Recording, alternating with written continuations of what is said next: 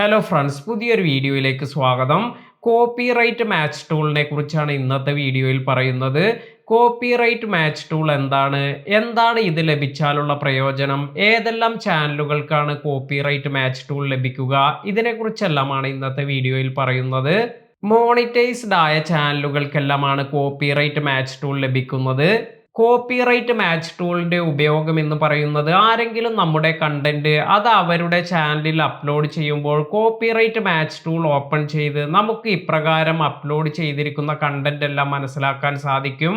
അതായത് നമ്മുടെ ചാനലിലെ വീഡിയോസ് ഇത് മറ്റു ചാനലുകളിൽ അപ്ലോഡ് ചെയ്യുമ്പോൾ നമുക്ക് കോപ്പിറൈറ്റ് മാച്ച് ടൂൾ ഓപ്പൺ ചെയ്യുമ്പോൾ ഏത് ചാനലാണ് നമ്മുടെ കണ്ടന്റ് അപ്ലോഡ് ചെയ്തിരിക്കുന്നത്, അവർ നമ്മുടെ വീഡിയോയുടെ എത്ര പെർസെൻറ്റേജ് എല്ലാം അപ്ലോഡ് ചെയ്തിരിക്കുന്നു, ഇതിനെക്കുറിച്ചെല്ലാമുള്ള ഇൻഫർമേഷൻ നമുക്ക് ലഭിക്കും.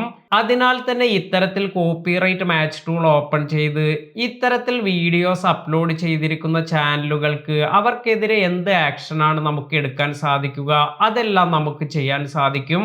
അതായത് നമ്മുടെ വീഡിയോസ് അപ്ലോഡ് ചെയ്തിരിക്കുന്ന മറ്റു ചാനലുകളെ നമുക്ക് കോണ്ടാക്ട് ചെയ്യാനും അവരോട് ഇത് റിമൂവ് ചെയ്യാൻ ആവശ്യപ്പെടാനും നമുക്ക് സാധിക്കും.